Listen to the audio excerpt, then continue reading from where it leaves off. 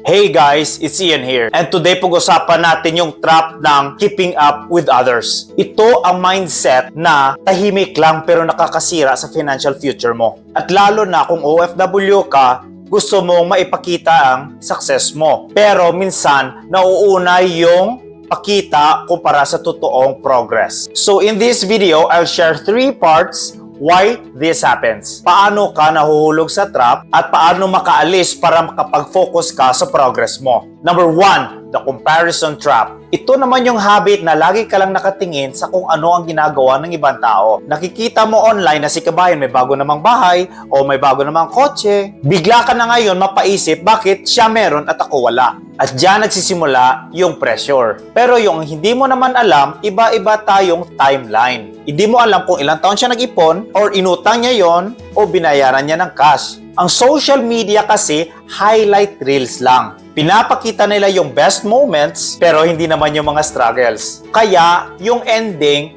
mapipilitan ka na ngayon na gumastos para to keep up. Remember, the more you compare, the more you delay your own progress. Focus on your own lane, not theirs. Number 2, the lifestyle trap. Ito yung mga panahon na gumagastos ka kahit hindi kailangan. But kundi gusto mong maipakita na kaya mo rin. Bagong phone, bagong gadgets, travel doon, travel dito, kahit hindi kasama sa ating budget. And sa una, masarap yung feeling kasi na-enjoy, but at the end of the day, na-stress kasi walang naipundar. Ang tawag natin dyan ay lifestyle creep. Habang tumataas yung income mo, tumataas din yung gastos mo. So dapat itong income mo na to at tumaas yung kita mo na ganon, yung income na yon na extra, yun na ang dapat maipundar mo sa future mo. Ang masama minsan, mas mabilis pang tumaas yung expenses kumpara sa pagtaas ng income. Resulta, walang savings, walang investments, kundi puro utang. Kung gusto mo umangat, kailangan mo labanan yung urge. Yung urge na kailangan magpakita. Kasi yung totoong financial freedom, mas importante kumpara sa panlabas na image. Number 3, financial freedom mindset. Ito yung mindset o pag-iisip na makaalis sa'yo sa cycle. So instead na mag-compare, mag-focus kung paano tayo maka-progress. Mag-set ng goals, savings, emergency fund, investments, and skills na magdala sa'yo ng long-term income. Simulan mo sa maliit.